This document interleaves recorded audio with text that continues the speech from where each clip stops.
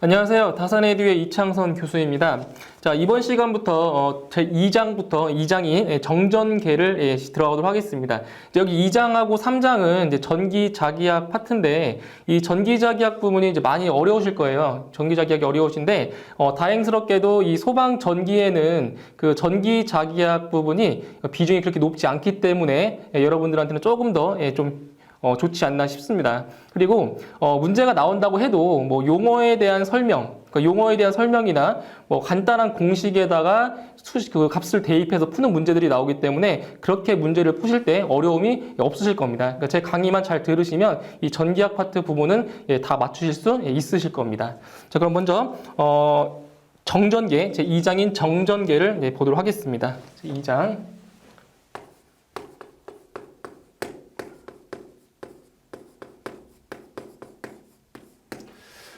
자, 여기에서 그 정전계라고 하는 게 무엇이냐면 정전계. 여기서 정은 정지에 있는 전하에 의해서 쓰겠습니다. 자, 정전계라고 하는 것은 정지에 있는 전하에 의해서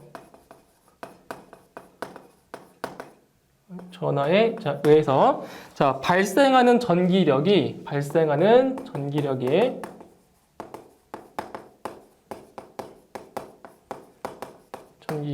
작용하는 공간이다라는 거죠. 작용하는 공간. 그러니까 여기서 중요한 것은 이제 전하가 이제 정지에 있다라는 거죠. 그죠? 전하가 정지에 있다. 자, 그런데 우리 그 직류회로 시간에 말씀드렸지만, 자, 전하가 이동한다. 전하가 이동하는 건 뭐라고 했죠? 전하가 이동하는 것은 전류라고 말씀드렸었죠. 그러니까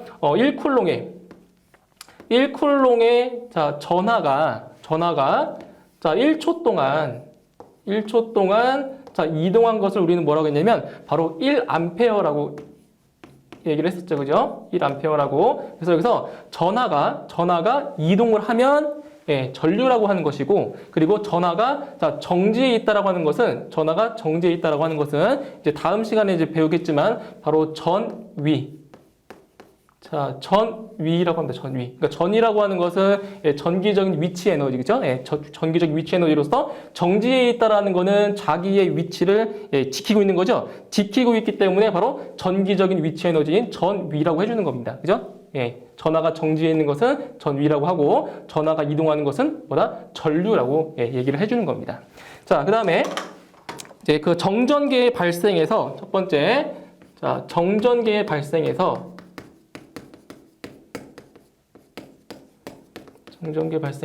그 용어를 물어보는 문제가 출제가 됩니다. 용어를. 자, 첫 번째 어떤 용어를 물어보냐면 바로 정전력.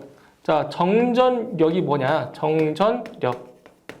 자, 요 개념을 이제 물어보는 문제가 출제가 되었었는데, 자, 정전력이라고 하는 것은 자, 정부와 그러니까 플러스 전하와 마이너스 전하 사이에 작용하는 힘을 이제 뭐라고 하냐면 정전력이라고 합니다. 그러니까 여기에 자, 플러스 전하가 있고 여기에 마이너스 전하가 있다고 할 때 지금 이 두 전하는 부호가 여기는 플러스고 마이너스가 다른 부호가 되겠죠? 이런 식으로 다른 부호일 때는 이렇게 서로 끌어당기는 뭐가 작용하냐면 흡인력이죠. 그죠? 흡인력. 자, 흡인력이 이제 작용합니다. 그죠? 끌어당기는 다른 부호일 때는. 근데 반대로 자, 여기도 플러스 전하가 있고 여기도 플러스 전하가 있다라고 하면 이렇게 같은 부호의 전하일 때는 서로 밀어내죠. 자, 같은 부호일 때는 서로 이렇게 밀어냅니다. 이렇게. 그죠? 밀어내는 반발력이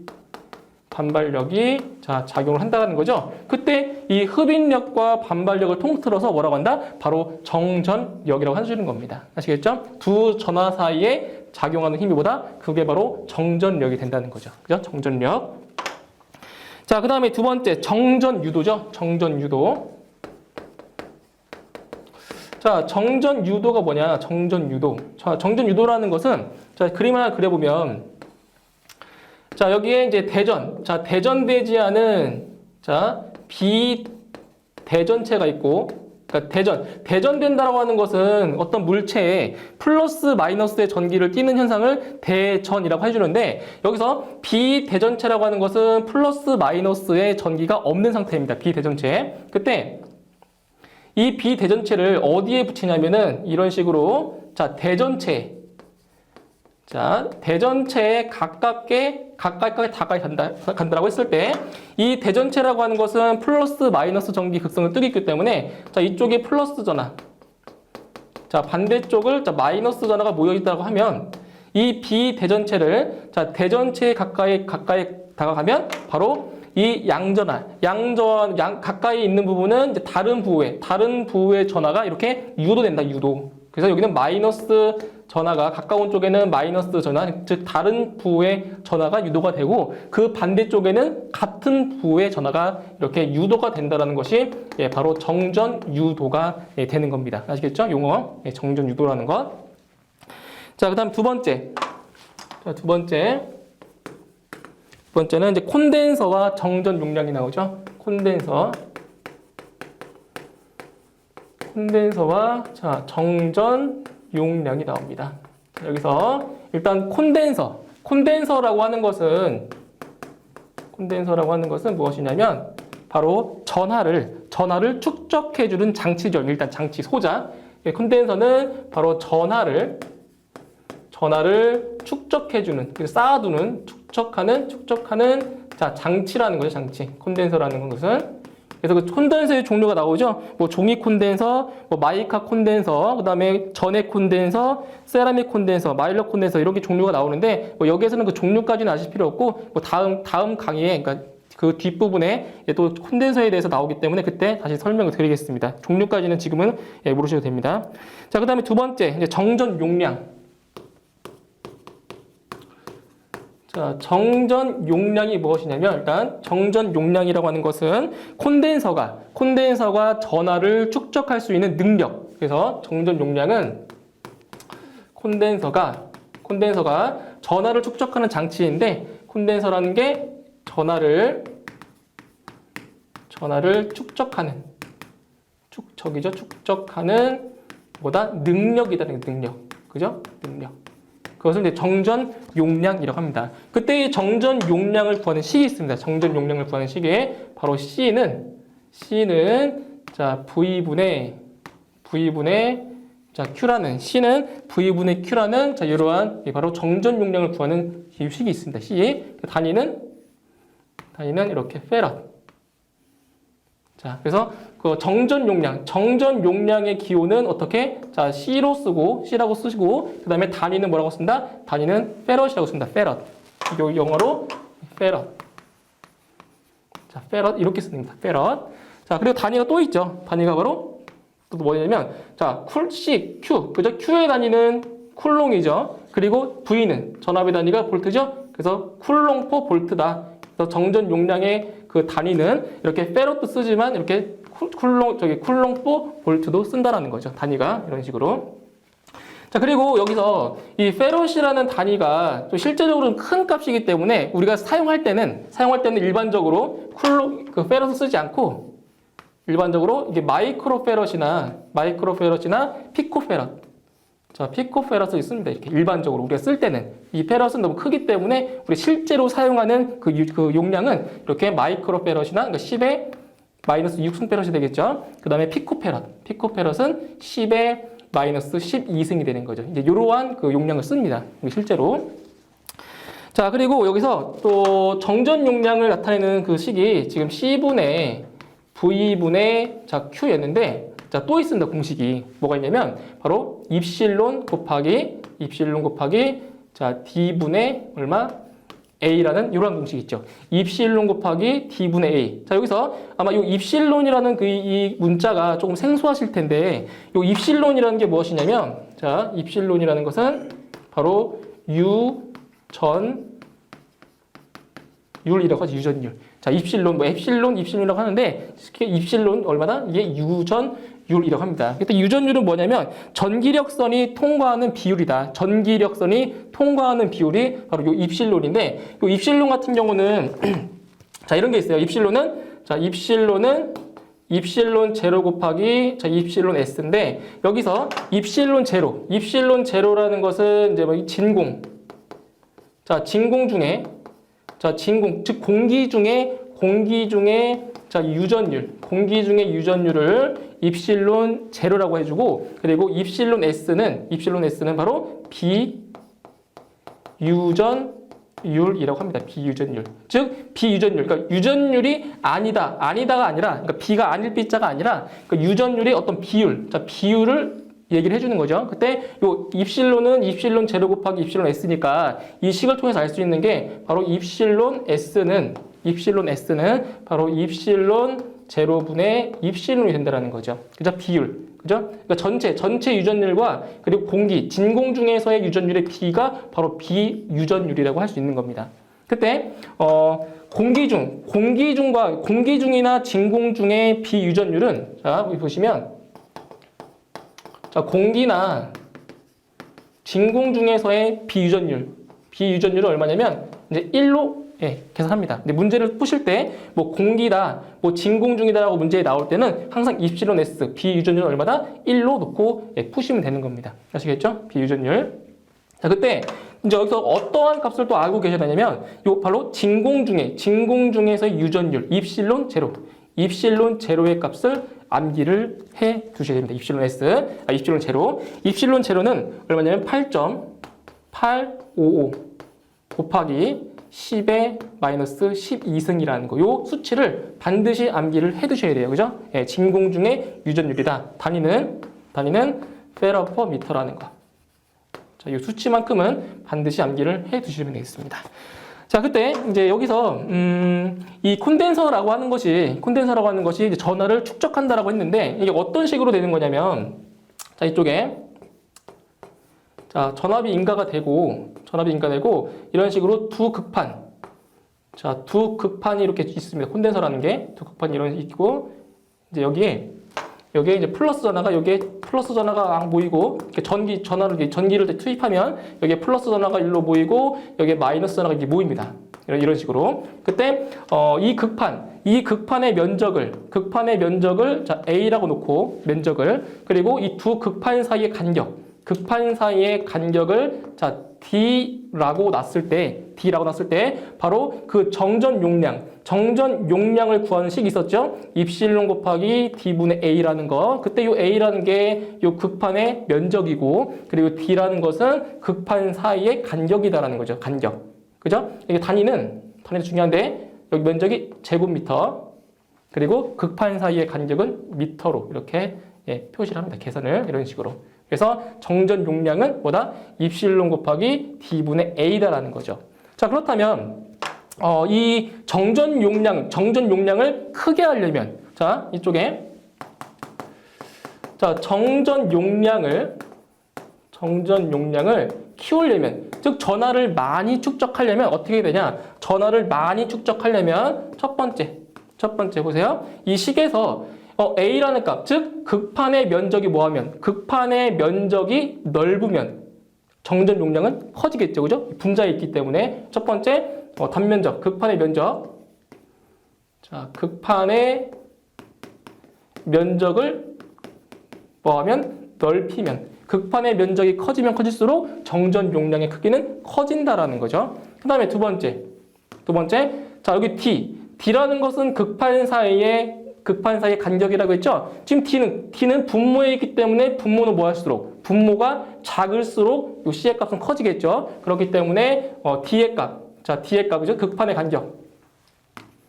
자, 극판의 간격은 좁을수록 정전 용량은 커진다라는 거죠. 그다음 세 번째 바로 여기 있죠. 입실론 유전율. 자, 유전율이 유전율이 클수록 정전 용량도 커지겠죠. 하지만 여기서 보시면 입실론이라고 하는 것은 입실론 제로 곱하기 입실론 S인데 요 입실론 제로 같은 경우는 이렇게 8.855 곱하기 10의 마이너스 12승 일정하죠, 그죠? 일정하기 때문에 누구만 바로 요 비유전율이 비유전율이 크면 클수록 유전율이 커지겠죠. 그렇기 때문에 바로 비유전율이 큰 유전체를 집어넣으면 넣을수록 정전 용량이 커진다라는 거죠.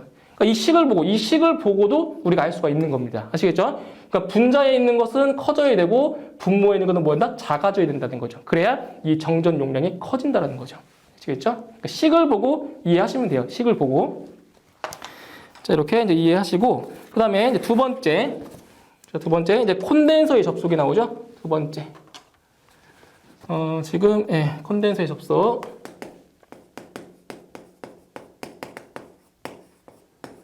자, 콘덴서의 접속도 우리 왜 저항에 접속할 때 마찬가지로 직렬 접속과 병렬 접속이 있습니다. 자, 콘덴서의 접속의 첫 번째 직렬 접속이 있죠. 직렬. 자, 콘덴서의 기호는 그 기호는 이렇게 쓰죠. 콘덴서를 아까처럼 극판 두 개를 이렇게 마주 보는 것처럼 해놨는데 콘덴서의 표시는 이런 식으로 마주 보게끔 두 극판이 마주 보게끔 이렇게 표시를 합니다. 그죠? 콘덴서는 이런 식으로. 그때 여기에 이제 전압을 이제 인가를 하겠죠. 그죠? 이렇게 전압을. 자, 요게 바로 이제 직렬. 자, 직렬로 접속을 한 겁니다. 그때 여기를 C1, 여기를 C2. 전압 V만큼을 인가를 한 거죠. 이런 식으로. 자, 그때, 이 직렬 접속일 때 좀 잘 알고 계셔야 될 게 뭐냐면, 일단 전기량. 자, 전기량. 즉, Q. 전기량 Q는 뭐하다? 전기량 Q는 일정하고, 그 다음에 전압은 자, 분배된다는 걸 이걸 기억을 해 두셔야 돼요. 분배. 자, 우리 왜 저항의 접속에서 비교를 해보자면, 저항의 직렬 접속일 때, 자, 전류 I는 자, 일정했죠, 그죠? 전류 I는 일정하고, 그리고 전압 V는 어떻게? 분배, 그죠? 분배했죠, 분배? 자, 전압 V는, 자, 분배를 했었죠. 자, 그런데 이 전기량 Q라는 값은 우리가 직류별에서 배웠듯이 Q라는 값은 I 곱하기, 자, T였죠, I 곱하기 T. 그렇다면, 자, 지금 직렬 접속일 때 전류가 일정합니다. 즉 전류가 일정하면 누구도 바로 전기량 Q도 일정하겠죠? 그죠? 그러니까 Q랑 I랑 이렇게 비례하는 관계에 있기 때문에 이렇게 전류가 일정하면 전기량도 일정하다. 그래서 콘덴서가 이렇게 직렬로 접속되어 있을 때는 전기량 Q는 일정하고 전압은 분배가 된다는 겁니다. 분배가. 자, 그때 콘덴서 C1에 걸리는 전압을 V1이라 하고, 이렇게 V1. 그리고 콘덴서 C2에 걸리는 전압을 여기를 이제 V2라고 했을 때, 바로 키르이호프의 제2법칙이죠. 키르이호프의 제2법칙에 의해서 전체 인가된 전압은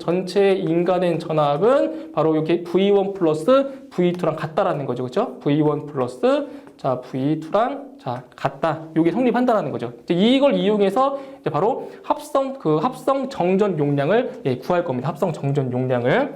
자, 첫 번째 보시면 일단 V1. 자, C1에 걸리는 전압 V1은 첫 번째. 자, V1은 자, 어떻게 되냐? 아까 그 정전 용량 구하는 식이 있었죠. C는 V분의 Q라는 공식이 있었죠. 그럼 이 공식에서 알 수 있는 게 뭐냐면 바로 C는 V분의 Q에서 자, 파생된 공식은 바로 C와 V를 자리를 바꿔주세요. 어떻게 돼요? V는 C분의 Q가 돼버리죠. 그렇기 때문에 여기 V1. 자, C1에 걸리는 전압 V1은 뭐가 된다? 바로 C1분의 Q가 되는 거죠. 그렇죠? C1분의 Q. V1은 C1분의 Q. 그죠? 그 다음에 V2는 자, C2에 걸리는 전압 V2는 뭐가 된다? 바로 C2분의 Q가 되는 거죠. 그러니까 전기량 Q가 일정하기 때문에 여기에도 Q고 여기도 Q가 되는 거죠. 그렇죠? 일정하기 때문에. 그래서 V1, V2를 구했고 그 다음에 두 번째.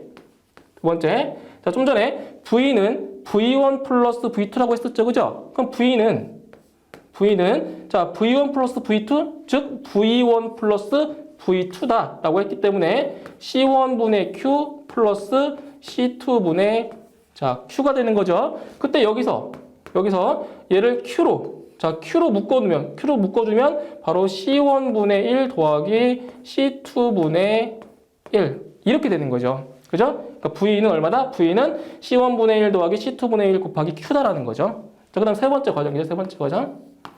자, 자, 그럼 이 식에서 알 수 있는 게 뭐냐? 바로 정전 용량. 자, 합성 정전 용량을 구할 건데, 자, 합성 정전 용량 C0는 아까 C는 V분의 Q라고 했죠. 그럼 C0는 자, V분의 자, Q가 되고, 보세요. 자, 지금 2번에서 V는 자, 이러한 식이 나왔죠. 그럼 대입하면 됩니다. C1분의 1 더하기 C2분의 1 곱하기 얼마다? Q다. 그거 분의 전기량, 자, Q가 되는 거죠. 그때 여기서 분모분자의 Q가 이렇게 뭐하면 약분이 돼버리면 결과적으로 합성 정전 용량 C0는 얼마 되냐? 바로 C1분의 1 더하기 C2분의 1 분의 1이라는 거죠. 자, 그렇다면 이걸 계산해주면 이렇게 되죠. C1 플러스 C2분의 자, C1, C2다. 자, 이런 거 많이 보셨죠, 그죠? 우리 왜 그 저항의 병렬 접속일 때, 자, 자, 합성 저항은 R1 플러스 R2분의 R1, R2였죠? 그죠? 병렬 전기일 때 합성 저항이었죠? 똑같잖아요. C1 플러스 C2분의 C1, C2다. 그러니까 여기서 알 수 있는 거는 그 저항의 접속과 콘덴서의 접속은 반대라는 겁니다. 그러니까 콘덴서의 직렬 접속일 때는 바로 저항의 병렬 접속일 때랑 똑같은 계산 방법이라는 거죠. 똑같은 계산 방법. 그죠? 이런 식으로. 자, 그리고 네 번째로 보시면 이제 뭐를 구하냐면 V1. 자, V1을 구해보면, 그죠? C1에 걸리는 전압을 구해보면, V1이라고 했던 거는 아까 C1분의, 자, Q였죠, Q. 근데 여기서 Q는 얼마냐면, 자, 여기서 Q는, 자, 여기 다시 쓰겠습니다. Q의 값을 알아야 되니까. 자, 자, 이 식에서 Q는 C 곱하기 V죠. 그죠? C 곱하기 V. 그 C0 합성 정전 용량에 자, V를 곱한 거죠. 그런데 지금 C0 합성 정전 용량을 구했잖아요. 그죠? C1 플러스 C2분의 자, C1 플러스 C2분의 자, C1, C2 곱하기 얼마다? V다. 이게 바로 전기량 Q였죠. 그럼 여기 보시면 자, V1은 C1은 그러니까 Q를 C1으로 뭐 했어요? 나눴잖아요. 그죠? 그러니까 이 식에서 이 Q의 값에서 누굴 나눴냐면 C1을 나눴어요. 나눠버리면 이 C1이 이렇게 집어지겠죠. 그죠? 약분되니까. 그렇다면 V1이라고 하는 값은 바로 C1 플러스 C2분의 C1이 약분돼서 C2 곱하기 V가 된다는 거죠. 자, 그럼 같은 방법으로 V2는 자, C2분의 Q가 돼서 자, 마찬가지로 자, 요 전기량 Q를 누구로? C2로 나눈 거죠. C2로 나눠버리면 이번에는 이 C2가 약분이 돼버려서 분자에는 C1이 남아있겠죠. 그렇게 되면 바로 C1 플러스 C2분의 얼마다? C1 곱하기 V가 걸린다라는 거죠.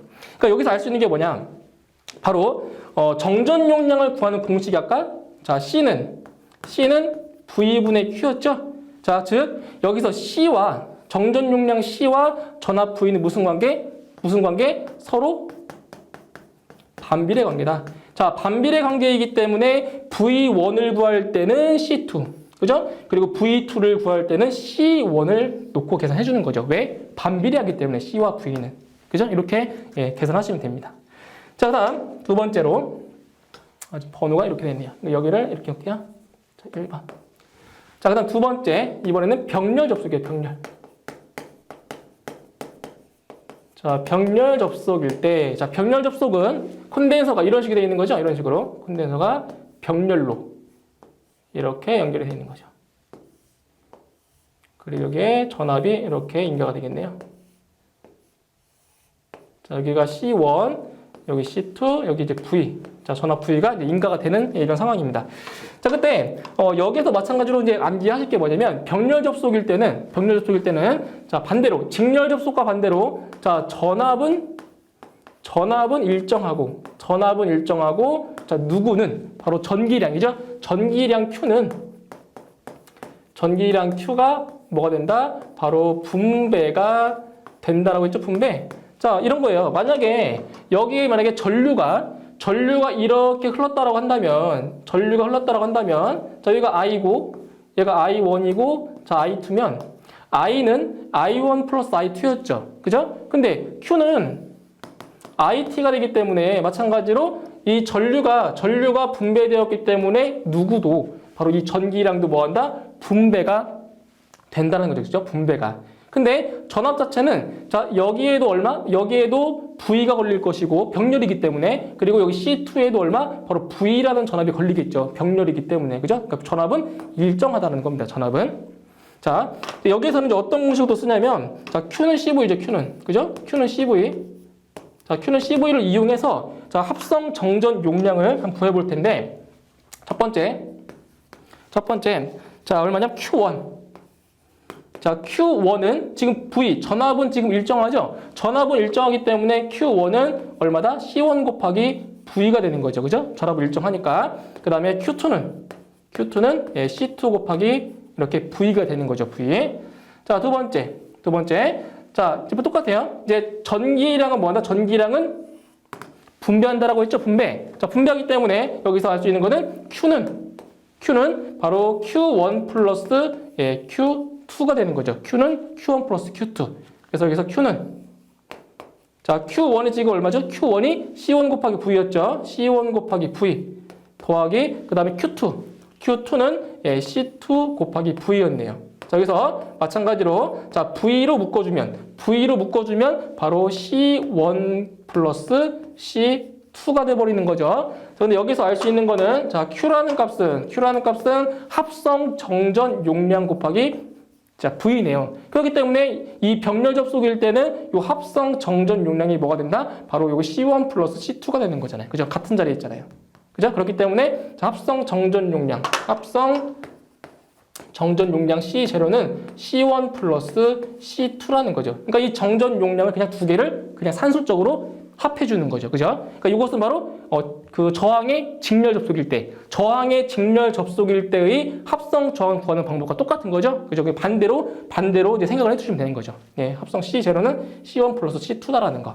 그죠? 이런 식으로. 자, 그때 이제 이거를 또 구해볼 텐데, 자, Q1. 잠시만요. 자, 이제 C0를 구했고, 그 다음에 이제 V. 자, 전체 전압 V를 구해보면, 자, V는 자, C0분의 Q가 되겠죠, 그죠? V는 C분의 Q니까 그때 C0가 C1 플러스 C2라고 했죠, 그죠? C0가 C1 플러스 C2 그거 분의 얼마다? 자, Q가 된다라는 거죠. 그러니까 여기서 이제 구해줄 거는 다섯 번째 바로 Q1이 얼마고 Q2가 얼마인지 이걸 구해볼 겁니다. 자, Q1은 C1V라고 했죠? C1 자, V. 즉, 요 V의 값에, 전압 값에다 얼마를 곱하는 겁니까? 바로 C1을 곱해주는 거네요. 그죠? 그럼 여기는 C1 플러스 C2분의, 자, C1 곱하기 얼마다? V다. 그 다음에 Q2는 C2 곱하기 V니까 C2 곱하기 V가 돼서, 자, 뭐가 되냐면 바로, C2. 요 V에다가 얼마 곱하는 겁니까? V에다가 C2를 곱해주는 거죠? 그럼 여기는 C1 플러스 C2분의 바로 C2 곱하기 V가 된다는 거죠. 자, 이 식을 보고 알 수 있어요. 자, Q는 CV에서 자, Q 전기량과 요 정전 용량은 지금 무슨 관계죠? 그죠? 비례죠, 비례. 자, 비례하기 때문에 Q1일 때 C1. 그죠? Q1일 때 C1. 그리고 Q2일 때 C2를 써주는 겁니다. 왜? 비례하기 때문에 그런 거죠. 그죠? 이렇게 계산해 주시면 되겠네요. 자, 그 다음에 세 번째. 자, 동일 용량, 같은 용량이죠? 동일 용량의 정전 용량 접속 시. 자, 정전 용량.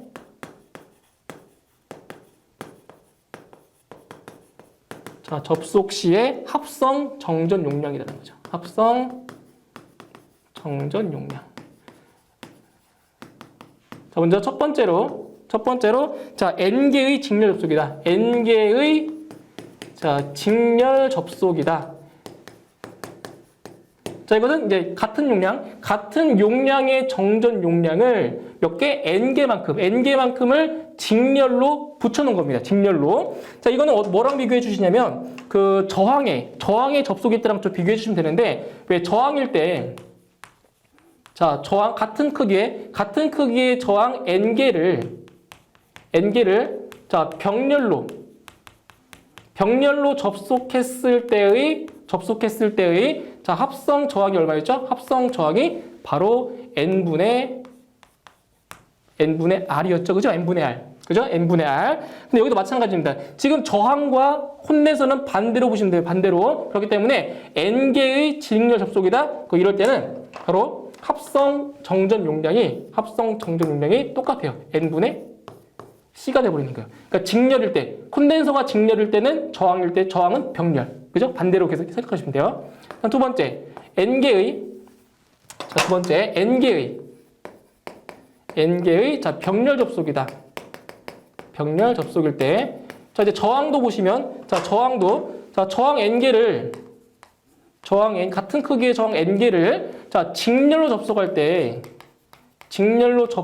때, 자, 합성 저항은 n 곱하기 r이었죠. 그죠? n 곱하기 r. 마찬가지입니다. 자, 정전 용량도 마찬가지로 콘덴서 n개를 자, 병렬 접속할 때의 합성 정전 용량은 얼마다? n 곱하기 c라는 거죠. n 곱하기 c.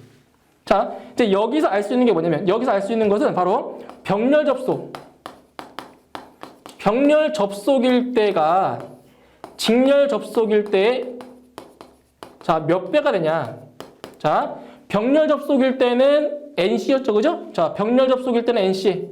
그 다음에 직렬 접속일 때는 N분의 C였죠. N분의 자, C. 그럼 여기에서 이 C라는 값은 약분이 되죠. 약분. 그죠? 약분이 돼버리면 결국 뭐가 되냐? 바로 병렬 접속일 때의 합성 정전 용량이 직렬 접속일 때의 합성 정전 용량의 몇 배다? 바로 N 제곱배가 된다라는 겁니다. 만약에 이 N개, 만약에 4개. 자, 보세요. 자, 4개의 직렬 접속과 4개의 병렬 접속이 있다고 했을 때, 자, 4개. 예를 들어서 4개라고 했을 때, 그때의 배수는 몇 배? 바로 4의 제곱인 몇 배? 16배만큼의 차이가 난다라는 거죠. 병렬 접속일 때가 직렬 접속보다 16배의 차이가 난다라는 얘기입니다. 아시겠죠? 이런 식으로. 자, 이번 시간에는 두 번째 전개에 대해서, 즉 전개의 세기에 대해서 알아보도록 하겠습니다. 두 번째 전개입니다. 전개. 자, 첫 번째로 나오는 게 전기의 세기죠. 그래서 전기의 세기. 첫 번째, 전기의 세기다. 자, 여기서 전기의 세기를 말하기 전에 먼저 이제 쿨롱의 법칙이라는 것을 이제 얘기를 하고 넘어가야 됩니다. 쿨롱의 법칙. 자, 첫 번째로. 자, 쿨롱의 법칙이라는 것이 나옵니다. 쿨롱의 법칙. 자, 이 쿨롱의 법칙이라고 하는 것은 그 만유 인력의 법칙 아시죠? 그 만유 인력의 법칙에서 자, 유래한 것인데, 먼저 만유 인력의 법칙을 먼저 설명해 드리면, 같은 공식입니다. 거의. 만유 인력의 법칙이다. 자, 이거는 이제 과학 시간에 이제 많이 보셨을 거예요. 만유 인력의 법칙 같은 경우. 자, 여기에 이렇게 지구가 있어요. 지구. 자, 지구가 있고, 여기에 이제 사과나무가 있죠. 그죠? 이렇게 사과나무가 이렇게 있을 때, 여기에 사과가, 자, 하나가 딱 매달려 있다고 할게요. 그죠? 자, 중력에 의해서 이 사과가 지구로, 그죠? 떨어지죠. 여기 바로 만유인력의 법칙인데, 자, 이제 어떤 공식이 나오냐면, 이 지구의 질량을 라지 m, 그리고 이 사과의 질량을 스몰 m, 자, 그리고 지구와 사과 사이의 거리, 자, 떨어지는 거리죠. 거리, 낙차. 이 거리를, 자, R이라고 했을 때, 그때, 자, 지구와 사과가 작용하는 힘이죠. 작용하는 힘 F는, 자, 이거 할까요? 자, 힘 F는, 자, 만유인력 상수 K에다가, K 곱하기 R 제곱분의 지구의 질량 곱하기 사과의 질량이다라는 거. 이게 바로 만유인력의, 자, 법칙이었죠. 이 공식과 거의 유사합니다. 이 쿨롱의 법칙이라고 하는 것은, 자, 이제 쿨롱의 법칙이라는 게 뭐냐면, 여기에, 자, 플러스 Q 쿨롱. 자, 플러스 전하가 있고, 여기에 마이너스, 자, 전하가 있다라고 했을 때, 이 플러스 전하와 마이너스 전하 사이에, 자, 작용하는 그 힘을 한번 구해보는 겁니다. 그때, 이 만유인력의 법칙과 비교를 하자면, 자, 요 지구의 질량을 여기는 Q1, 그리고 사과의 요 질량을 이제 Q2라고 놓으면 바로 이 M, 라지 M과 스몰 M 이 자리에 뭐가 들어가냐? 바로 Q1과 Q2의 값만 들어가면 되는 거죠. 똑같습니다. 공식 자체는. 그래서 F는 자, F는 두 전하 사이의 작용하는 힘 F는 바로 K 곱하기 R 제곱분의 Q1 자 Q2가 되는 거죠. 이게 바로 쿨롱의 법칙인 겁니다. 그때 이 K라는 값 있죠. K. 자, K라는 값이 뭐냐면 만유인력의 법칙에서는 만유인력의 상수인데 요 쿨롱의 법칙에서는 뭐냐? 이게 바로 쿨롱. 자, 쿨롱 상수라고 해서 이게 바로 4파이 입실론 분의 1인 겁니다. 쿨롱 상수라고 해서 4파이 입실론 분의 1이다. 그래서 이 공식이 어떻게 바뀌냐면 F는 4파이 입실론 분의 1 곱하기 얼마다? R 제곱분의 자 Q1, Q2다. 이걸 알 수 있는 거죠. Q1, Q2. 자, 그때 이 힘을 이제 구할 수가 있는데 지금 Q 이쪽에는 왼쪽에는 플러스 전화가 있고 오른쪽에는 마이너스 전화가 있죠. 그러니까 이것은 값은 플러스가 되고 이 값은 부가 마이너스 값이 돼버리면 자 결과적으로 이 값은 마이너스 부의 값이 나오겠죠. 마이너스 부의 값이 자 여기서 말씀드릴 게 뭐냐면 이 힘의 값 F의 값이 플러스의 값이 나왔다. 플러스 값이 나왔다는 거는 이 두 전하의 부호가 같다라는 거죠. 그러니까 같은 부호의 전하이기 때문에 뭐가 된다? 서로 반발하는 반발력이 작용한다라는 거죠. 그런데 마이너스 값이 나왔다. 마이너스 값이 나왔다는 거는 두 전하의 부호가 반대라는 거죠. 두 전하의 부호가 반대이기 때문에 자, 두 전하 사이에는 어떤 힘이 작용했다? 바로 흡인력. 그죠? 흡인력이 작용했다라고 할 수 있습니다. 이 값이 플러스이냐 마이너스냐에 따라서 반발력인지 흡인력인지가 알 수 있는 거죠. 그죠? 이런 식으로. 자, 그 다음에 아까 말씀드렸던 이 쿨롱 상수에서 쿨롱 상수 K는 4파이 입실론 분의 자 1이었는데 자 이거를 자 두 가지로 분류할 수가 있습니다. 두 가지로. 어떻게 분류할 수 있냐면 진공중. 자, 진공일 때랑 진공 상태일 때랑 진공 상태가 아닐 때의 값이 달라지게 됩니다. 자, 진공 중일 때는 어떻게 되냐? 진공 중일 때는 자 보세요. 4파이 요 입실론이라는 값이 입실론 제로 곱하기 입실론 S라고 했죠. 분의 1이라고 했죠. 그런데 이 진공 중에서의 비유전율이 얼마였어? 진공 중에서의 비유전율이 1이었죠. 1이었기 때문에 요 입실론 S가 없는 거죠. 그렇죠? 입실론 S가 1이기 때문에 이 값이 얼마냐? 바로 9 곱하기 10의 9승입니다. 9 곱하기 10의 9승. 자, 그렇지만 진공이 아닌 경우에는 그대로 4파이 입실론 분의 1을 써주는 거죠. 그대로. 즉 4파이 입실론 제로 입실론 S 분의 1이다. 그러니까 어떠한 매질에 따라서 요 입실론 S의 값이 달라지겠죠. 그죠? 달라지기 때문에 요 값은 변합니다. 근데 진공 중에서의 쿨롱 상수는 항상 얼마다? 바로 9 곱하기 10의 자 9승이다라는 거. 요거는 암기를 좀 해두세요. 9 곱하기 자 10의 9승이다. 아니면 이게 암기하기 어려우시다면 계산기 있으시니까 아까 입실론 제로의 값이 8.85 곱하기 10의 마이너스 12승이었죠? 그 값을 넣고 계산하시면 돼요. 그럼 바로 이 값이 나오기 때문에 이렇게 해주시면 되겠습니다. 자, 그 다음에 두 번째가 전개와 전기력선입니다. 전개와 전기력선.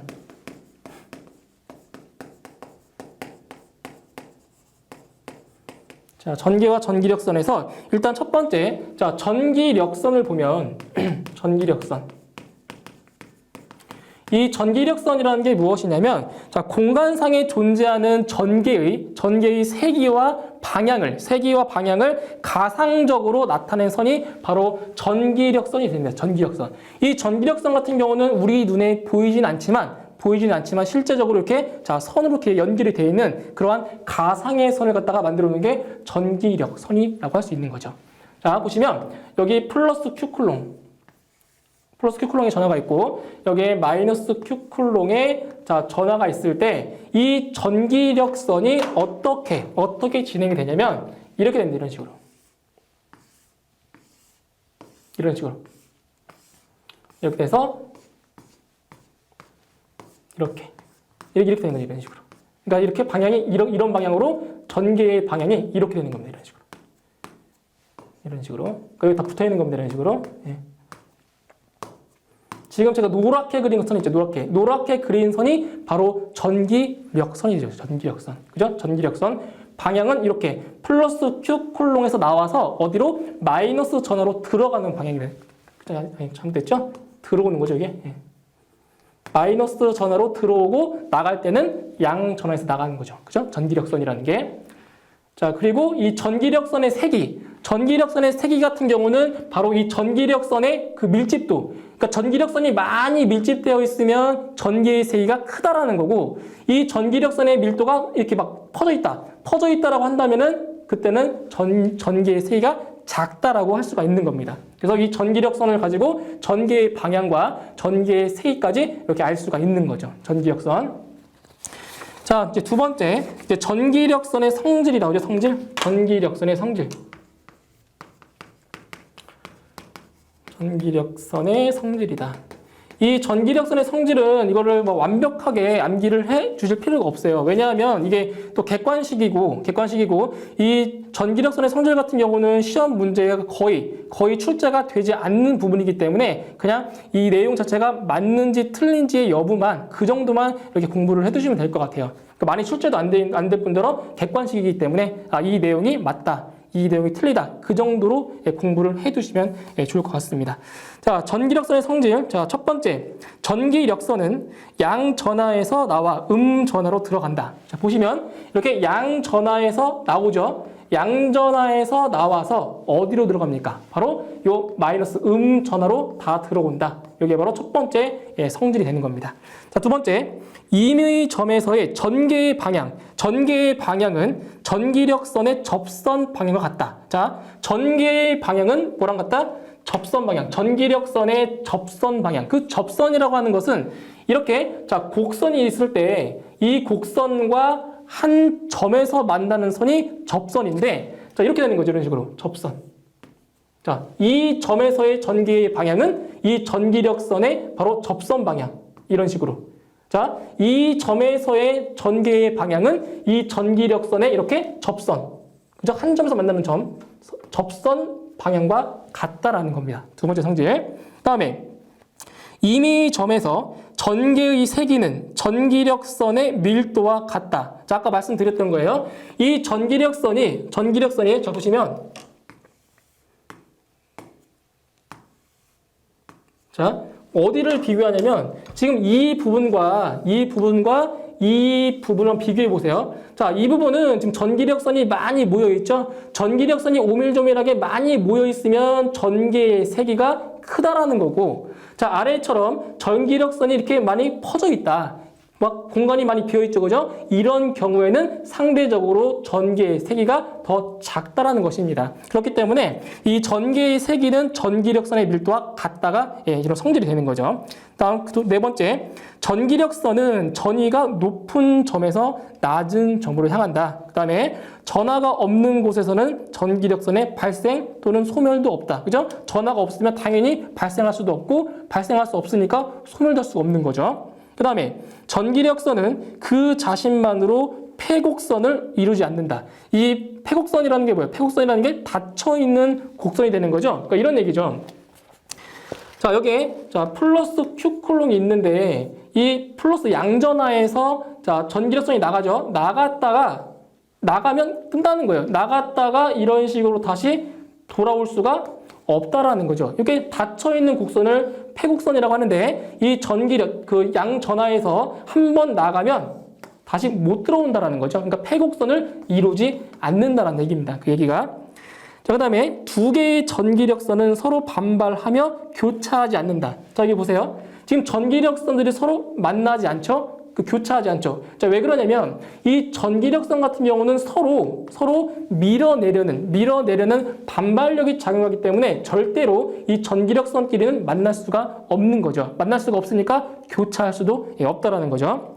다음에 전기력선은 도체 표면에 수직으로 출입하며 내부를 통과할 수가 없다. 자, 보시면 이 전기력선이라는 게 만약에 이런 도체가 있다라고 했을 때 이 도체와 어떻게 이렇게 수직으로 자, 수직으로 이렇게 나간다는 겁니다. 수직으로 이렇게. 수직으로 나가면서 그리고 이 도체 내부에는 통과할 수가 없다라는 겁니다. 내부 자체에는. 그다음에 전기력선은 도체 표면과 수직으로 교차한다. 등전 이면과 수직으로 교차한다. 얘기고. 그다음에 도체 내부의 전하는 0이다. 자, 아까 말씀드렸죠. 전기력선은 도체 내부를 통과할 수 없다고 했기 때문에 그 도체 내부에는 전하가 0인 거죠. 0. 그다음에 도체 내부 전위와 표면 전위는 같다. 즉 등전위를 이룬다라는 거죠. 그러니까 지금 도체 내부 보세요. 도체 내부에는 전기력선이 통과하지 못하기 때문에 이 도체 내부와 이 표면 사이에는 어때요? 전하가 없는 거잖아요. 그죠? 없기 때문에 이 두 전은 같은 등전이라는 거죠. 전하가 흐르지 않기 때문에. 그다음에 마지막 Q콜롱에서 발생하는 전기력선의 총수는 입실론 분의 Q개이다. 이거는 이제 가우스 정리라고 하는데, 자, 이거는 기억 좀 해주세요. Q콜롱에서 나오는 발생하는 전기력선의 총수입니다. 전기력선의 총수는 얼마다? 바로 입실론 분의 Q개만큼 나온다라는 겁니다. 아시겠죠? 입실론 분의 Q개만큼 나온다라는 거. 자, 그다음에 이제 세 번째로 이제 전개의 세기를 보겠습니다. 세 번째, 전개의 세기.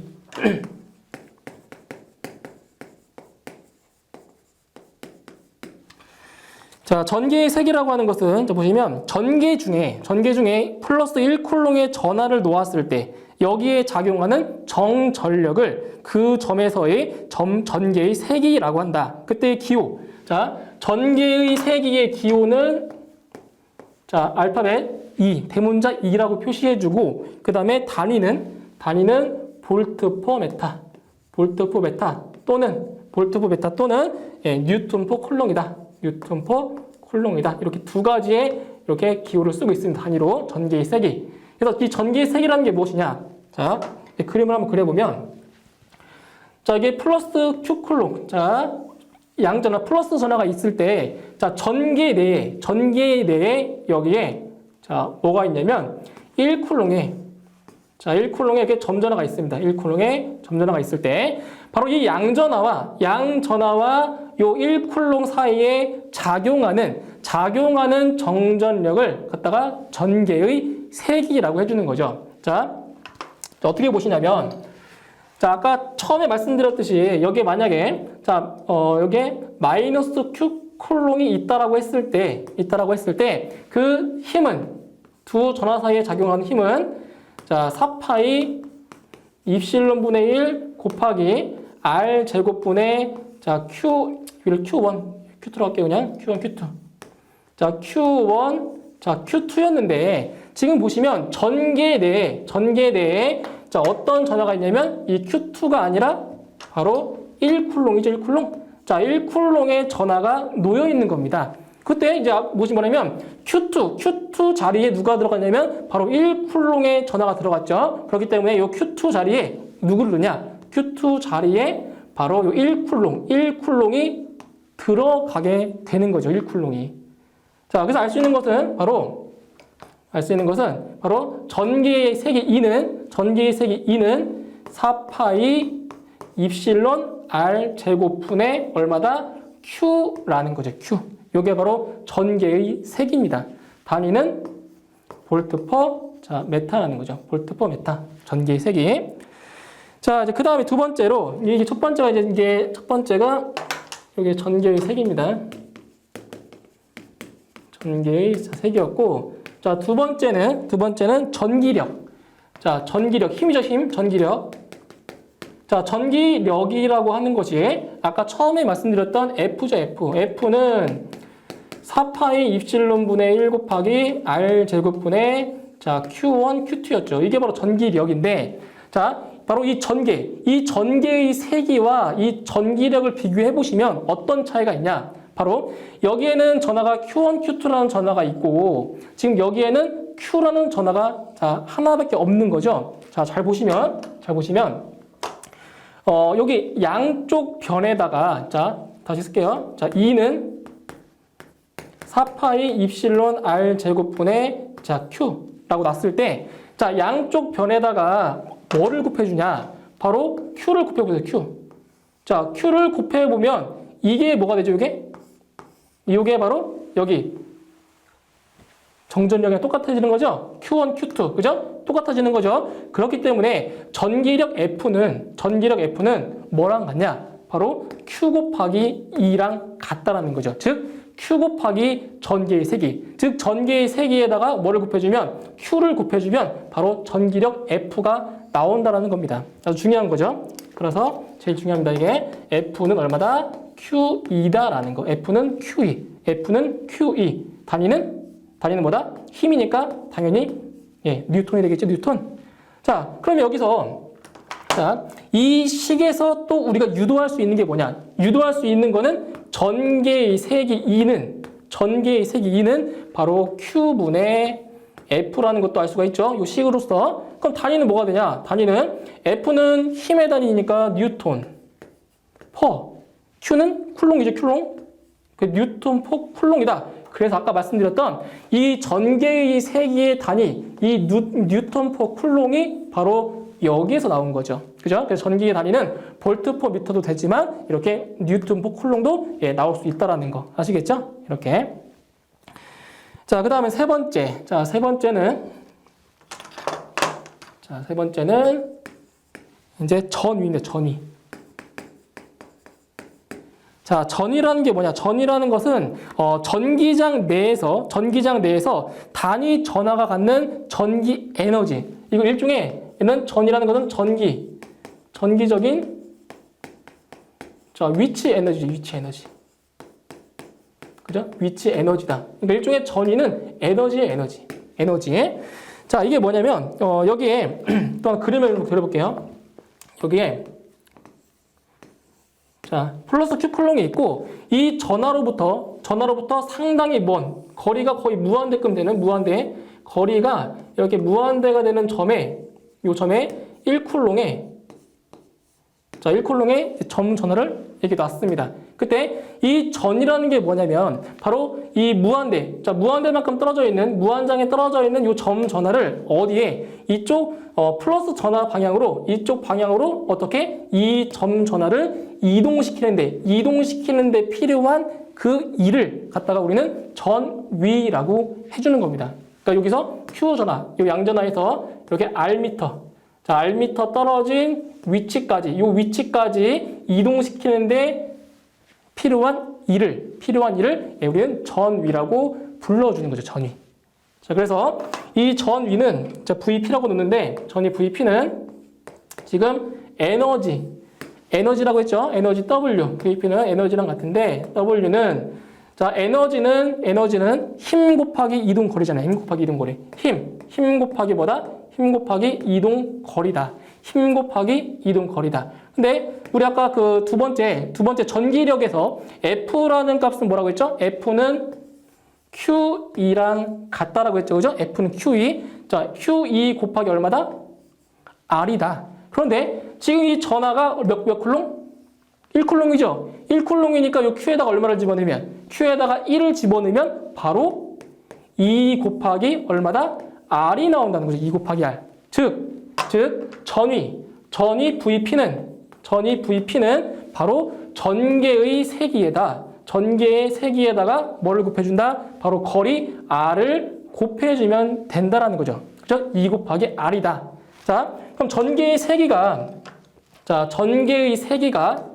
4파이 입실론 R 제곱분의 Q였죠? 그럼 여기에다가 R을 곱하면 자, R이 이렇게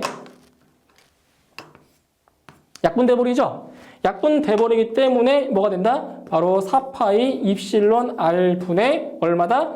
Q가 된다. 이게 바로 전위를 구하는 공식이라는 거죠. 공식.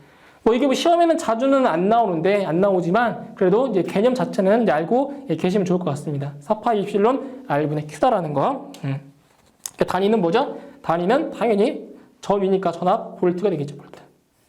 자, 이렇게 해주시면 될 것 같습니다. 자, 그 다음에 이제 전속과 전속 밀도를 이제 보죠. 전속과 전속 밀도. 자, 두 번째.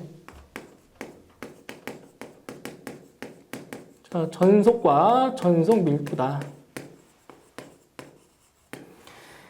자, 일단 여기서 전속이다. 자, 전속이라는 게 뭐냐면, 전속이라고 하는 거는 간단히 얘기해서, 자, 전개의 상태입니다.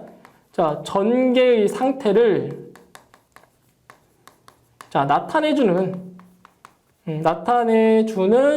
가상의 선이다. 전속이라는 게 가상의 선이다.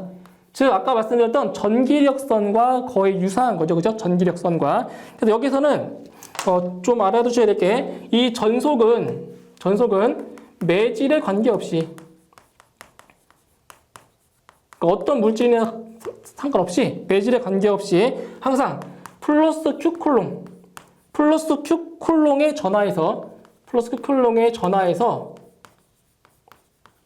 자, 몇 개의 전속이 나온다? 바로 Q 콜롱의 전속이 나온다라는 걸 기억만 해주세요. 자, 매질에 관계없이 플러스 Q 콜롱에 전하여서 플러스 Q 콜롱의 전속이 나온다라는 걸 이렇게 기억만 해주시면 될 것 같습니다. 자, 그리고 이 전속 밀도 같은 경우는 말 그대로 밀도죠, 밀도. 자, 전속이 얼만큼 밀집되어 있냐. 그래서 이 전속 밀도 같은 경우는 단위 면적당, 그죠? 단위 면적당 뭐다? 전속이다. 단위 면적당 전속이다. 그죠? 전속 Q쿨롱. 자, 단위 면적당 전속이다. 이 전속 밀도라고 하는 것이. 자, 근데 단위 면적이 뭐냐면 이 구면화. 자, 구라고 했을 때 구의 건널비가 공이죠, 공. 구의 건널비라고 하는 것이 4파이 R의 제곱이죠. 그래서 이 단면적을 갖다가 우리는 구로 봤을 때 4파이 R 제곱분의 얼마다? Q다라는 거죠. 전속 밀도가. 그럼 전속 밀도의 단위는 뭐가 될까요? Q의 단위는 쿨롱, 그리고 면적이니까 제곱미터. 그래서 그러니까 쿨롱 퍼 제곱미터가 바로 전속 밀도의 단위가 된다라는 거죠. 그죠? 쿨롱 퍼 제곱미터라는 거, 전속 밀도. 자, 그 전속 밀도에 제가 기호를 안 썼네요. 전속 밀도는 D. 자, D라고 씁니다. D. 전속 밀도 D는 A분의 Q. 즉, 4파이 R 제곱분의 뭐다? Q다라는 거죠. Q. 자, 이제 이 공식을 이용해서 또 다른 공식을 또 유도할 수가 있는데, 자, 보세요. D는 전속 밀도 D는, 자, 4파이 R 제곱분의, 자, Q였죠. 근데 이 공식을 잘 보면 어떤 공식이랑 비슷하냐? 바로, 자, 분모 분자에다가 어떤 걸 곱하냐면, 자, 입실론. 자, 보세요. 자, 입실론을 곱해버리면 여기에서 바로 이거죠, 이거. 자, 이게 어떤 공식이에요?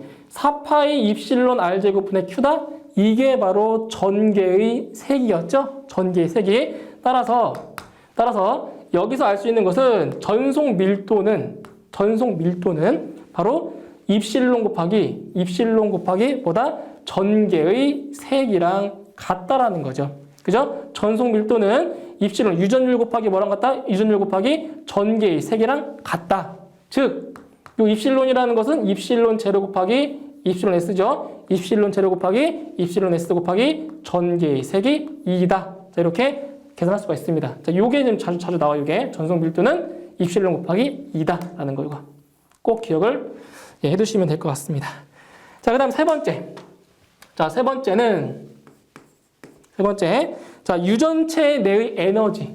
자, 유전체 내의 에너지다.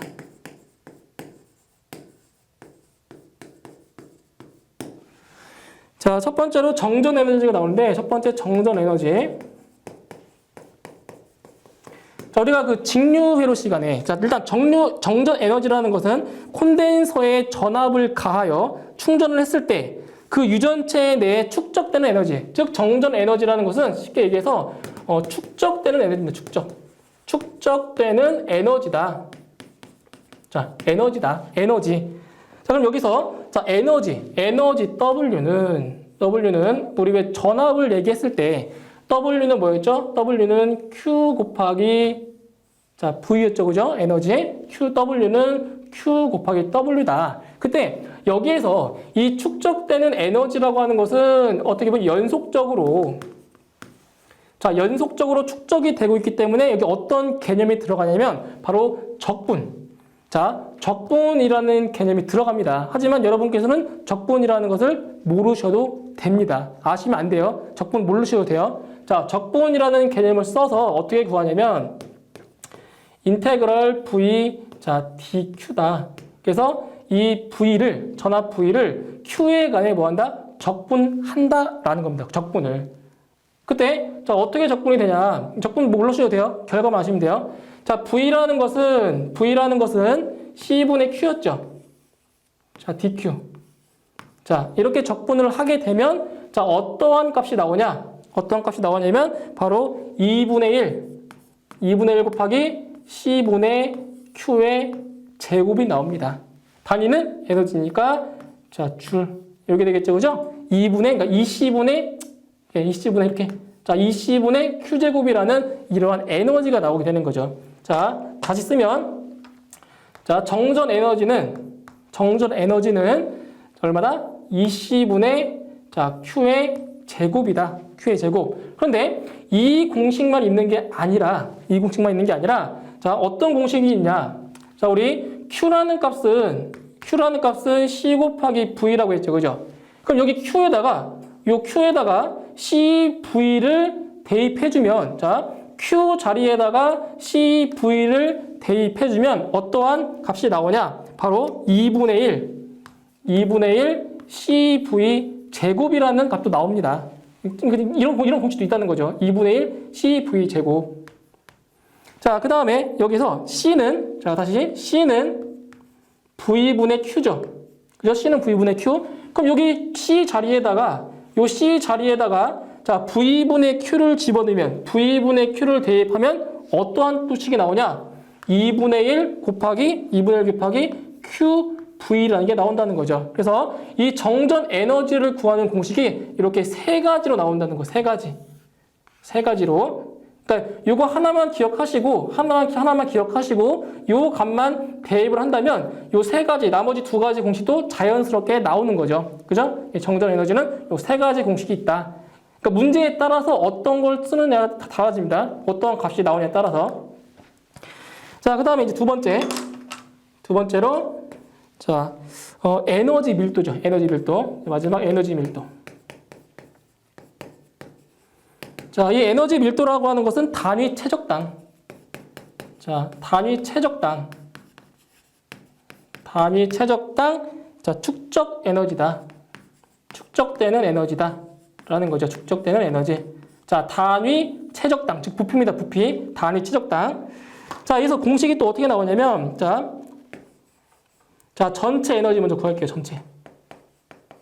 자, 전체 에너지는 아까 정전 에너지에서 어떤 공식이 있었냐면 2분의 1 CV제곱 있었죠. 그죠? 2분의 1 CV제곱. 자, 2분의 1 CV제곱. 이게 정전 에너지인데 여기서 이제 어떤 걸 알 수 있냐면 자, 보세요. 2분의 1 곱하기 자, C라고 하는 것은 정전 용량이죠. 그죠? 정전 용량. 우리 아까 그 전 시간에 배웠잖아요. 정전 용량 C는 입실론 곱하기 D분의 A라고 배웠죠. 그죠? 자, C는 입실론 곱하기 D분의 A 곱하기 그 다음에 여기서 V. 자, V는 뭐예요? 자, V에 집어넣을 거는 뭐냐? 바로 V는 ED. 우리 아까 전위에서 전위가 전개 곱하기 R이었잖아요. 그죠? 전개 곱하기 R. 그때 여기 V 전위에다가 뭐를 집어넣냐면 바로 E 곱하기 D를 집어넣는 거죠. D. 어차피 D는 똑같은 거리이기 때문에 R이나 D나. 그때 이 식을 전개하면 이런 게 나와요. 2분의 1 입실론 자, 2제곱에 A 곱하기 D라는 그리고 단위는 자, 줄이 나오겠죠. 줄. 그죠? 2분의 1 곱하기 입실론 2제곱 A 곱하기 D 줄이다. 이게 바로 전체 에너지인데 지금 우리가 알고 싶은 거는 단위 최적당.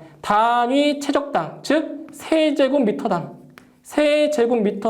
축적되는 에너지를 구하고 싶은 거죠. 자, 보시면 요 A는 단위가 뭐죠? A는 면적이니까 제곱미터죠. 제곱미터.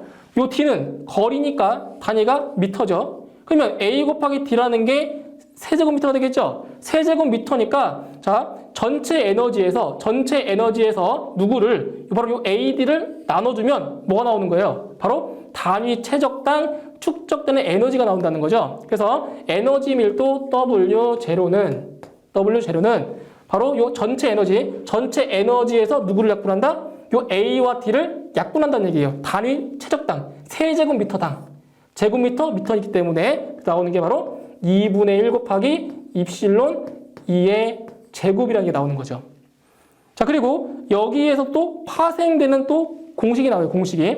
자, 또 어떤 공식이 나오냐면, 자, 이런 공식이 있었죠. 전속 밀도 D는 입실론 2죠, 그죠? 전속 밀도 D는 입실론 2다. 그럼 여기 입실론 2에다가 요 D를 대입하면 이제 뭐가 나오냐? 바로 2분의 1 곱하기 2D가 나온다는 얘기예요. 그러니까 2분의 1 곱하기 전개의 세기 곱하기 전속 밀도다라는 거. 그 다음에 2분의 1 2D에서 또 어떤 걸 대입하냐면, 자, 2는 이 공식에서 2는 입실론 분의 D가 되는 거죠. 그럼 여기 이 자리에다가 입실론 분의 D를 대입하는 거예요. 입실론 분의 D를 대입하면 또 어떤 공식이 나오냐면 이 입실론 분의 자 D의 제곱이다. 이런 게 나온다는 거죠. 그죠? 그래서 단위 최적당 에너지이기 때문에 뭐다? 줄 퍼 세제곱 미터가 나온다라는 거죠. 근데 단위가 또 있어요. 또 어떤 단위가 있냐면 이 줄은 힘 곱하기 거리라고 했죠. 그럼 줄 대신에 뉴턴 미터를 대입하면 단위가 이렇게도 나오죠. 뉴턴 퍼 제곱 미터가 되는 거죠. 자, 이러한 단위도 있어요. 아시겠죠? 줄 퍼 세제곱미터가 기본적인 단위고 이제 뉴턴 퍼 제곱미터도 단위가 될 수 있다는 거. 여기까지 알고 계시면 되겠습니다.